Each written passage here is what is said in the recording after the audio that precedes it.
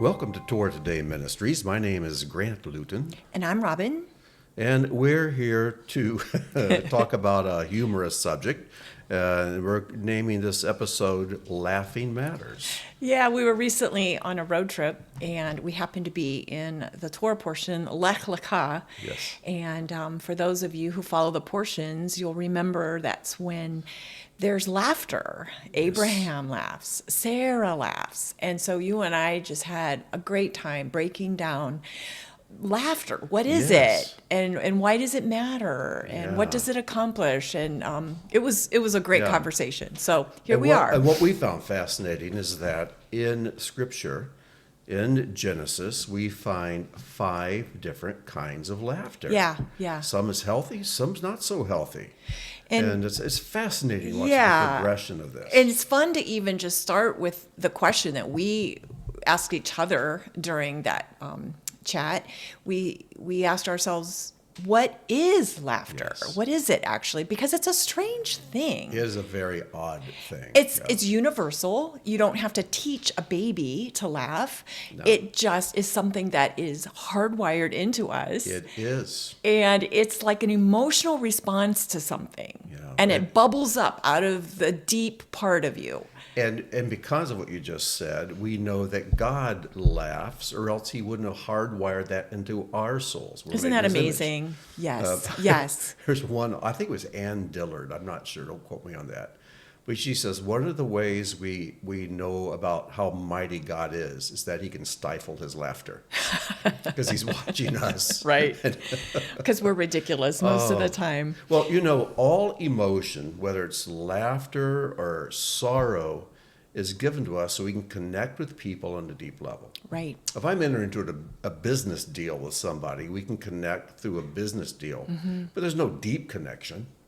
But when we laugh together at the same thing, when we weep together of the same thing, when we rejoice over the same, and we're told to rejoice with those who rejoice, Yeah. and to weep with those who weep, And know the difference. and then know the difference, yeah. Right. Because that connects us. Emotion is used to connect.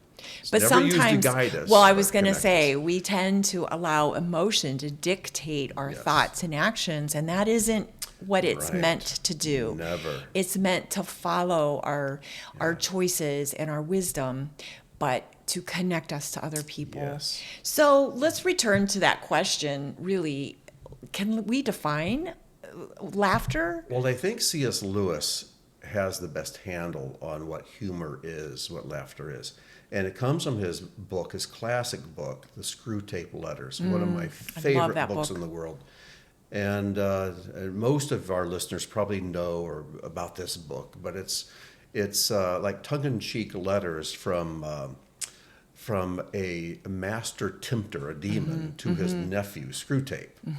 And he's telling him how to Trip up tempt people, trip up people how who to are keep God them- followers. Yes. Yeah. So each of these letters is on a different topic. Well, letter number 12. Letter number 12 is about humor. And he's teaching his nephew Screwtape how to get his subject, his client, to misuse humor. And he talks about what it is and what it isn't. And when C.S. Lewis describes what makes us laugh, it's the word incongruity.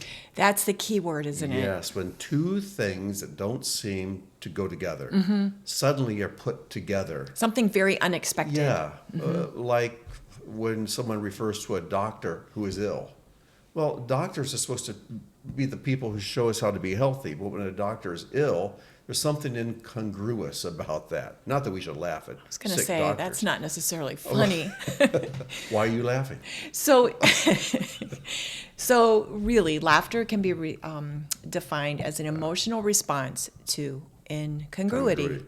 Okay. Like last night, Yeah. you and I went out to we went out to eat and did a little shopping. And you were in one part of the store, and of course I was in the book aisle. And you walked up to me later and you were just laughing. Yeah, and I told you this incident. You Yeah. started to laugh. That made me laugh more. But I was in the book aisle. I'm looking at a book, and this African American couple was up at the other end of the aisle. They were chit-chatting, and then the woman is talking, and she comes down. She walks right behind me and past me, and I'm just looking at this book. And then she stops, turns around, and says, "Oh, I'm talking to myself," which is funny enough. Yeah. And then I say, "Oh, no, ma'am, I'm listening." And then she starts laughing, and I start laughing. Because she didn't realize her husband had wandered to the other end of the aisle. Yeah, he had not followed her down. So now he comes down the aisle, he hears us laughing. He says, "What did I miss?" And I said, "Oh, your wife was talking to herself." I said, "No worries, I'm listening in." And he says, "Thanks for taking up the slack, brother." As if my wife's always talking, but I needed a break. So I'm glad you listened to her so I could. Well, that struck her funny too, fortunately. Oh, and she started laughing, and I said, "Well, I'm here for you, man." So, and they went off laughing. I was laughing. And then I laughed, and we're still laughing about it because it was just such an unexpected conversation, and it was humble and sweet, and it connected several strangers in the middle of a store. Connected. I don't even know their names. I had never seen them before. I'll probably never see them again. But that little brief moment, that very human moment, where we just had this encounter, and just laughter came out of it. It's a beautiful thing. It was so cool. And I thought, these are my friends. I don't know them, and I'll never see them again. But somehow we knew we were friends. Right. And that's a beautiful kind of laughter. Well, speaking of friends, there is no deeper kind of friendship than those with whom you've had shared laughter and shared tears together. Yes. Because there's actually quite a thin line between laughter and pain, isn't there? As a matter of fact, we've all experienced laughing until you cry. Yes. And even the juxtaposition of being in the middle of grief and crying and for some reason blurting out in laughter. Some people respond to upsetting situations by laughter, and it's very natural. And I think one of the reasons for that is because when we're weeping or when we're laughing, the walls are all down. Yeah. And we're very human. Yeah, we're very human. Real laughter, real humor requires humility. It does. It does. And going back to this couple, she turned around and instead of just being embarrassed, she says, "Oh, I'm laughing at myself," knowing I could hear that. And she could have chosen to be insulted when her husband made a joke and said, "Well, what are you trying to say? Are you trying to say that I talk too much?" Which she just laughed at herself. They were both so humble. So it was delightful. Yeah. But well, I couldn't resist studying a little bit of science on laughter because it just is fascinating to me. And I learned a little bit about how it literally, Grant, will swap out the cortisol in your bloodstream and it replaces it with wonderful chemicals like dopamine and oxytocin and endorphins, all of those connector hormones. And dopamine, as we know, literally can enhance learning and motivation and attention. So when I'm thinking of some of my favorite teachers, and you're one of them, and one of the things that makes an effective teacher effective is they are humble in the way they share stories and themselves, and they make people feel comfortable and laugh. And if you can laugh, the walls come down and you feel more connected to someone who's trying to share something important with you. Isn't that true? Oh, absolutely. And I think if we could go back in time and hear Yeshua teaching. Oh, I imagine him laughing with his followers. Oh, absolutely. And with the children especially. Well, there are some things that if we can really understand what's being said, we'll find that there is a great deal of humor. One of them is when he tells the parable of the mustard seed. I imagine his listeners just cracking up. Because everything he says in that story is wrong. And all the people knew it was wrong. Intentionally. Yeah. And he's making them laugh. He's trying to drive a point home. Because he says, the mustard seed's the smallest of all seeds. No, it isn't. And then he says, and this person planted a mustard seed in his garden. No, he didn't. Nobody plants mustard seed. It's a weed. So he had their attention. And it grows into this great tree. Well, no, it doesn't. It's a shrub. Yeah. And so they would have been laughing. Who's this moron who's planting a mustard seed in his garden, planting weeds in his garden? So he knew how to use irony? Of course. That's beautiful. Yeah. So, there are many examples of that. Well, the Proverbs gives us many, many little interesting facts about the importance of laughter. And one of my favorite, and we've all heard it, is from Proverbs 17, where we're reminded that a cheerful heart is literally good medicine. Yes. And it's literally true. Yeah. It's not only just metaphorically true, but literally true, because they have learned that laughter decreases your heart rate. It changes your blood pressure and lowers it, and it can actually relax muscle tension. So I've always said that one of the secrets to a really successful marriage is that you can laugh together. Oh, my goodness. Because when you stop laughing together and take everything personal and take yourself too seriously, you are in a downward spiral. It is so Absolutely. poisonous. Yeah. Well, speaking of Proverbs, it also says that laughter is good for the bones. Yes. Well, that word for bones, I believe, off the top of my head, I believe it's the word etzem, but don't quote me on that. But that word is also a word that's used in the scriptures to refer to a person's essence. Yeah. Yeah. So I think it is physically good for your bones, but it makes your essence healthier. It makes your soul lighter and brighter. Yeah. It really, really does. It's so powerful. So let's get back to our Genesis Yes. passage in our text, because this is really more interesting than you realize at a first pass. Well, whenever I want to study a subject in the scriptures, I look for the first place it's mentioned. But I don't stop there. I want to see the second, third, fourth place.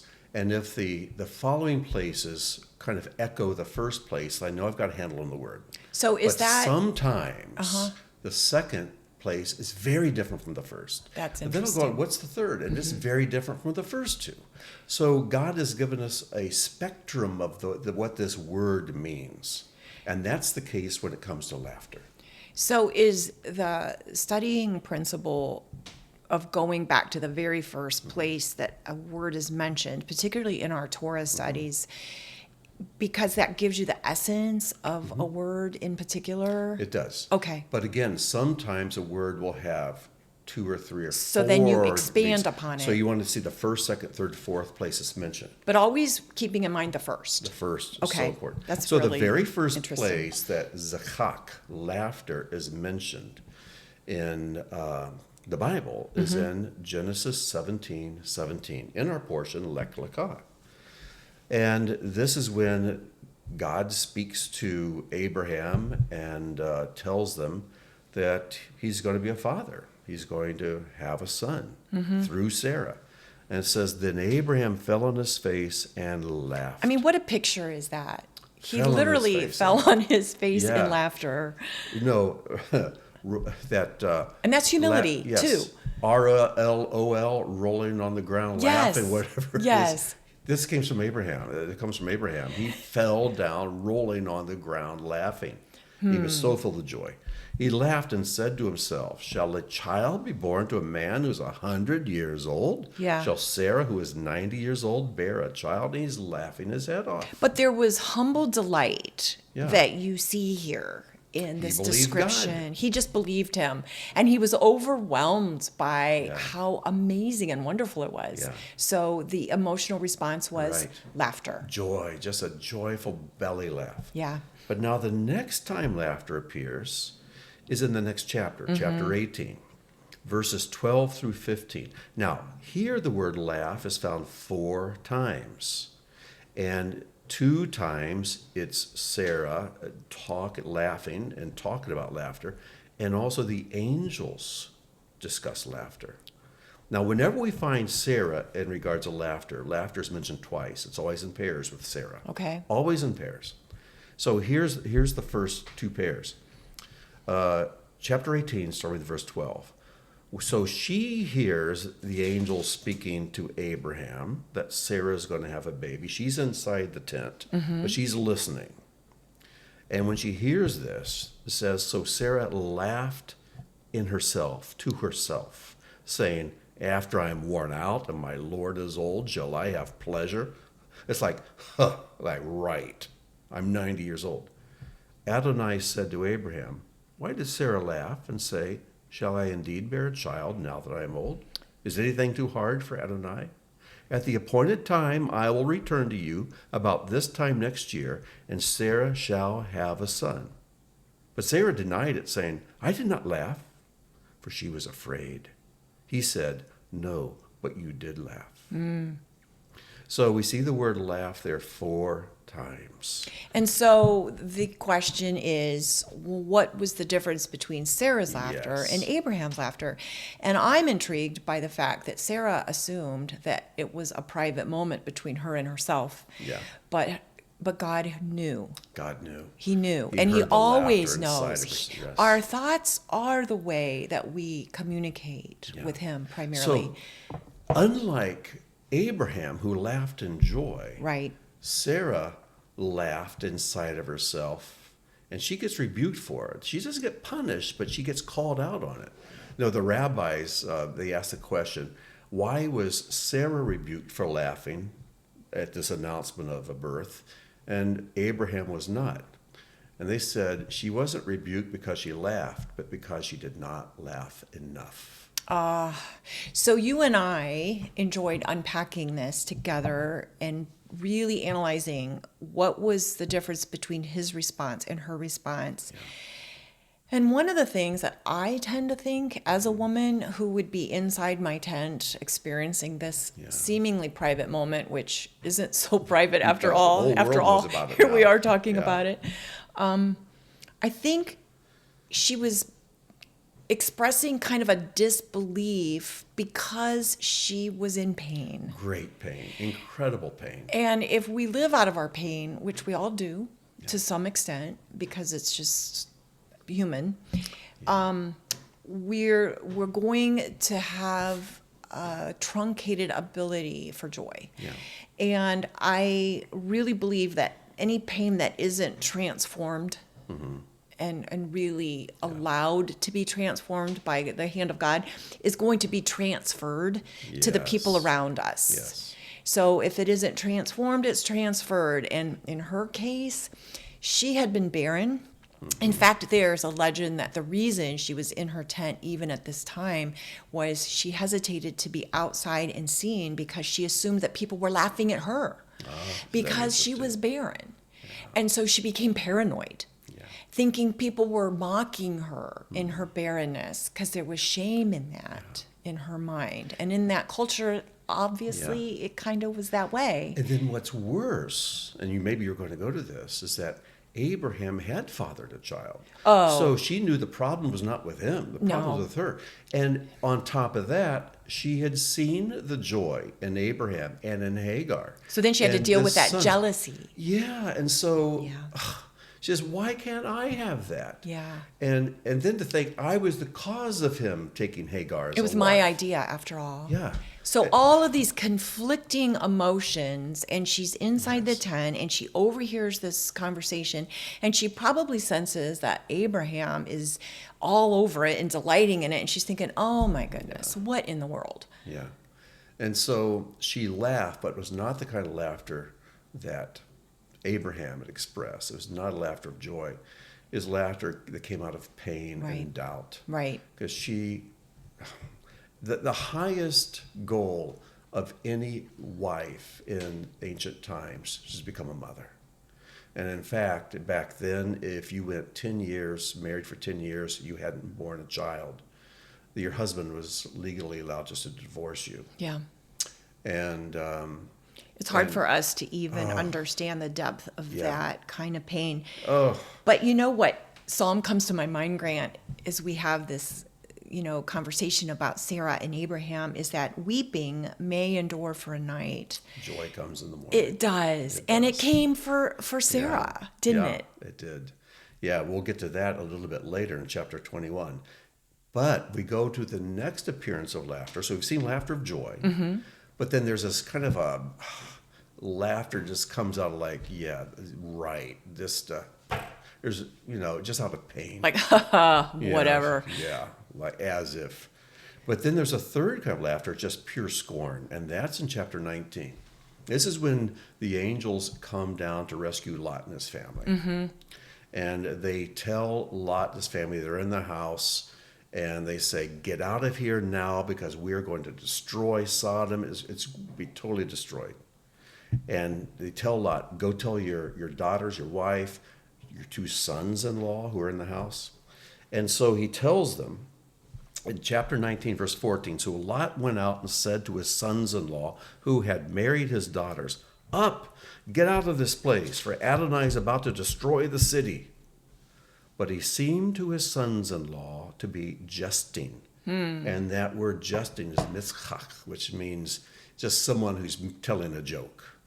They just didn't believe it. They didn't Yes. understand the real seriousness. They couldn't see something for what it was. And we were talking about how laughter connects. Not always. The previous laughter disconnected. Yeah, right. Because Sarah was disconnected from her husband. He's laughing in joy. She's laughing like, yeah, right. Don't you think that all emotions have the potential to either be a connector or a disconnector? Oh, yeah. Yeah. That's what happens when Yes. we express emotion. Well, that's what, the reason I bring this up is because there were 2 sons-in-law. What if there'd just been one son-in-law? Would he have looked at his father-in-law as a jester?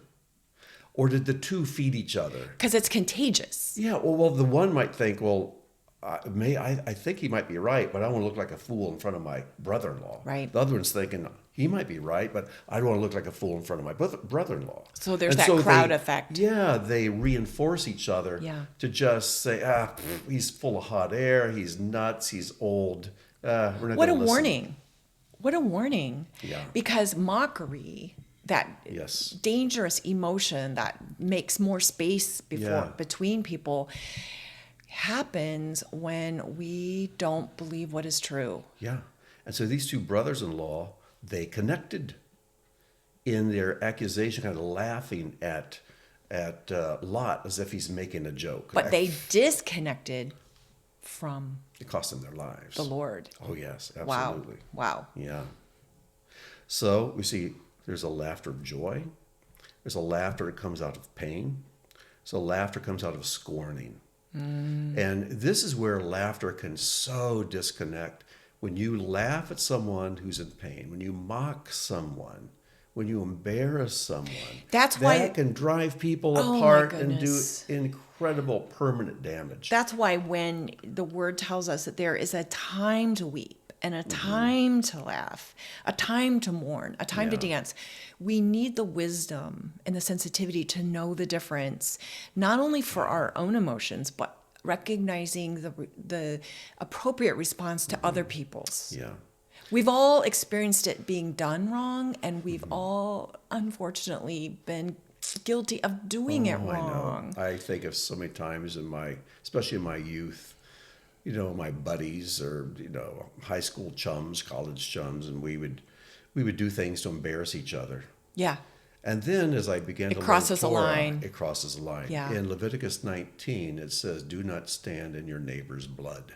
Oh, or make them It's blush. like, You don't make someone blush. Well, that's how the rabbis interpret it. Yes. They say standing in your neighbor's blood means you do something that embarrasses them and the blood runs to their face. And they flush. And they said that's a form of bloodshed. And so it really struck home with me. And it's like I never want to do anything ever again to embarrass somebody intentionally. Even like supposed friendly sarcasm Yeah. Can be always, I think, holds a seed of truth or anger deep in it, Yeah. and it's hurtful. Yeah. I don't think we should ever No. use it. And unfortunately, I feel like I'm too good at sarcasm to pass up a comment once in a while, and later I always regret it because it's at the expense of someone. Yeah. Yeah. It's not right. That's right. What's So, the next Well, example we of laughter? return to joy again. There are 6 references here. And so the first 3 are joy, and then laughter and pain, then laughter and scorning. Now we get 3 more, but it starts again with joy. This time it's Sarah laughing in joy. Good. In chapter 21, verse 8, She needs to. she finally, Yeah. at 90 years of age, has a child. Isaac is born. And Sarah said, God has made laughter for me Everyone who hears will laugh over me. And what she's saying, it was so neat, is that laughter connects. She's saying people over the years to come are to be connected with me, because if they've gone through pain and disappointment and hurt, and then what they've hoped for arrives, we're going to be sharing a joke together. We're going to be sharing the same laughter together. How wonderful. Isn't that incredible? For her to go from feeling self-conscious and even paranoid and hiding from the world to saying, the world will rejoice with me because God showed his faithfulness, and she humbly experienced his goodness, and it changed everything. She had felt so disconnected, I think, from Abraham, from everyone. And now she's saying, I'm going to be connected to every single woman from here to the end of time. And she does inspire me. Oh, all these thousands of years later. We rejoice with Sarah in this. And again, you see the word laughter used 2 times. With Sarah, it's always in pairs. So it's almost like she had twice the pain of a normal woman, but now she has twice the joy at the end. That's really wonderful. Yeah. A scripture that came to my mind just this morning before we sat down comes from a text that I especially love, and it's the woman of valor in Proverbs. And such a fascinating phrase where we're told that she dresses herself with strength and she puts on a dignity and she's able to what? Laugh at the day to come. Laugh at the day to come. Yeah. So as I unpack that and analyze that, I believe there are many layers to it, but one of them that is relevant to this topic is she realizes that there's going to be a resolution to all the apparent incongruity in the world. Yeah. Because when we look around, there is a lot of apparent incongruity, things that just don't seem to make sense, not in a way that makes us laugh and joy, but gives us pain. Yeah. And she's able to see in trust and faith that there's a purpose to everything, and that everything's going to be made right, and there is no reason to sweat. Well, one of the things, because when you brought up that verse about the woman of valor in Proverbs 31:25, it got me to thinking that the laughter mentioned there includes all 5 kinds. That's incredible. Yeah. So let's look at the last 2 kinds, and then we'll look at the woman of valor more closely.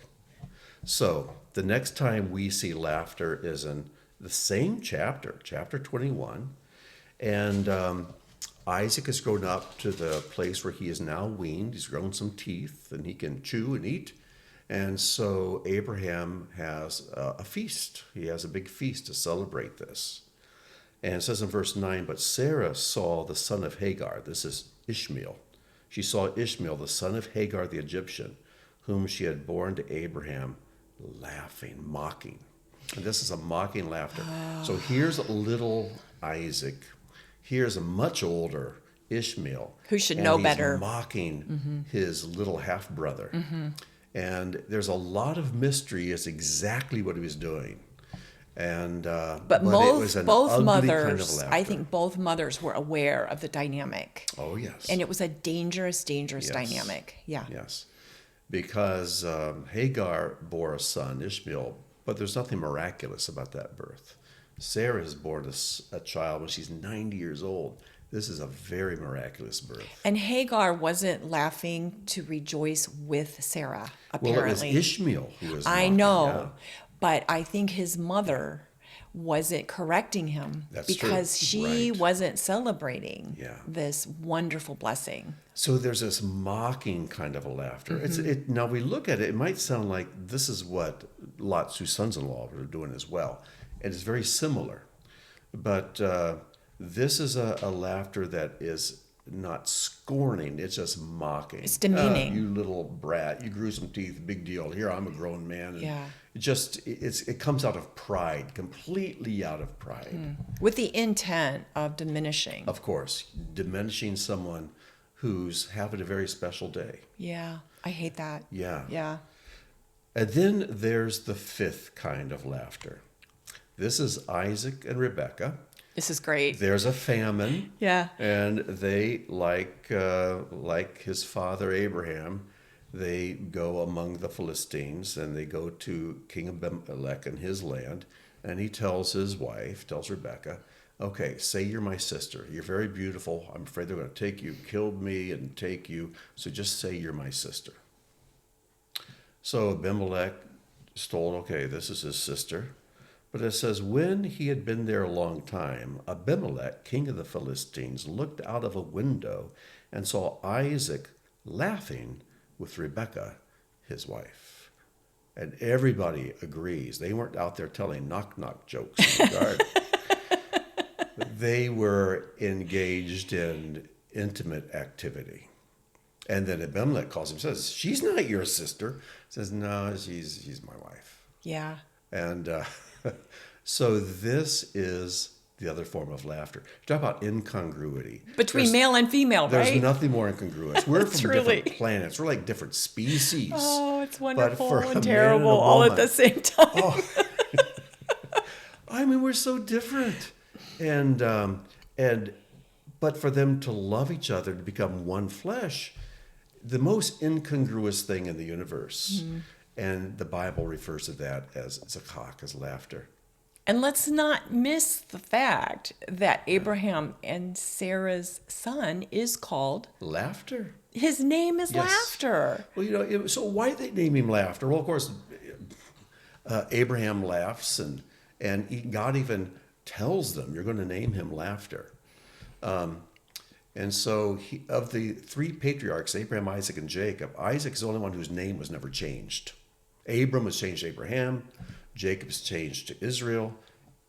Isaac's name's never changed because he's named by God. And he remains Laughter. So why is the middle one? You have Abraham, Isaac, and then Jacob. Why is Isaac's name Laughter? Because he connects Abraham and Jacob, whose lives are complete opposites of one another. Isn't that fascinating? Abraham was blessed in so many ways, financially and all the stuff. And he just followed God without too much of a wrestling match. On the other hand, there's Jacob. Yeah. I mean, here's Abraham, who didn't seem to, he didn't have a son from his wife until he was 100 years old. Here's Jacob. He sneezes in his wife. He has 12 sons, for Pete's sake, and we don't know how many daughters. And their lives are complete opposites, but they're connected through Isaac. Laughter. Wow. It's so interesting. I have to point out one thing about the word zakak, and I wish people could see the word, but it's spelled zadi chet kof. The middle letter is chet, which is the letter for life. Chaim, l'chaim, life. But the letter on the one side is zadi, which means righteous. The letter on the other side is kof, which means monkey. I remember. Yes. So zakak, laughter, is the connection of the righteousness, the spirituality, divine, with the monkey. We all have monkey bodies. We have these bodies of flesh, and yet we also have this righteous spirit of God breathed into us, this neshama breathed into us. And this is what our life is.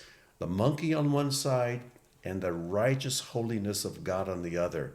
And we bring them together and we elevate the physical, the monkey, to the holy. We do. Hopefully. And so it's, or else we make ourselves monkeys. We act like monkeys. And then we are laughed at in a way that we invite when we're foolish. But when we submit our physical ape-like bodies to the holy, righteous wisdom of God, there's real laughter. Wow. Real joy, real laughter. Well, woman of valor. Yes. So this is what it says, Proverbs 31:25. It says, Oz and Hadar, strength and dignity are her clothing. And she laughs at the day to come. She laughs at the future. Now think about it. Why she laughs? She has joy. Also, she has strength and dignity, giving her victory over pain and doubt. Strength and dignity. She's protected against the pain and doubt that's always attacking all of us. Well, it's important to realize that she doesn't just happen to feel those things. She chooses to put them on. Yeah. It's a very conscious choice. Yes, absolutely. And when it comes to the future, you look at the headlines, it's a crisis. This is a crisis. That's a crisis. Time to panic. We're all going to die. The world's going to come to an end. And she scorns and mocks at that. Because she knows the real end of the story. The future. And here's the thing. She's not afraid of We're told the end of the story. We know the end of the story. Yet, So we can mock all the doomsayers. if we choose to. Yes. If we have strength and dignity. Right. And then, of course, the fifth kind of laughter, she has an intimate relationship with her husband.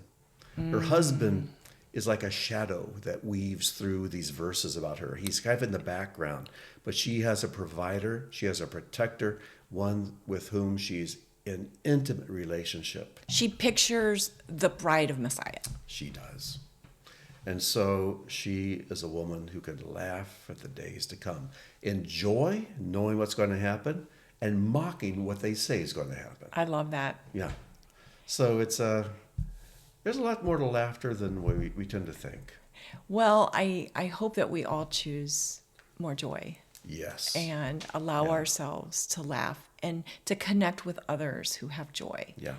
And learn to laugh at yourself. Seriously. It's a very holy activity. It gets you outside yourself. So you can look back at yourself and be humble and laugh along with others. Through the years, I'll share this with our listeners.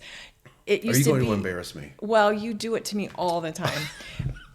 No, I won't embarrass you. I'll embarrass myself a little because through the years, whenever I've tried really hard to have a good fight or to be upset about something, your strategy from the very first day we were a couple is to make me laugh. And there's nothing more aggravating than when you're trying to have a good mad and someone is making you laugh. But I've really come to appreciate that. It has saved us. It has saved us some bad times. Because as hard as I'll try to stay angry and to have a little tissy fit, eventually we'll end up seeing the silliness and the funny nature of what has happened. Oh, yeah. And we laugh at ourselves. I mean, not every time, but very, very often we're able to laugh together about things that one or the other or both of us have gotten ourselves into. All right. Well, before people start writing to ask for particulars, we're not going to answer those emails. This has really been a fun conversation for me. Yeah. So, well, here's a little quote from Rabbi Jonathan Sacks of blessed memory. Oh, I love him. And he said, "What we can laugh at, we can face. Amen. What we cannot laugh at, we often deny." Oh, it just becomes a source of pain. Yeah. Humility and humor begin with the same three letters. And I don't think that's a coincidence. So, well, with that, this has been fun. Yes. It should be. It shouldn't be serious when we're talking about laughter. But this has been a lot of fun, Robin. Yeah. So, until next time. Shalom, everyone. Shalom and God bless.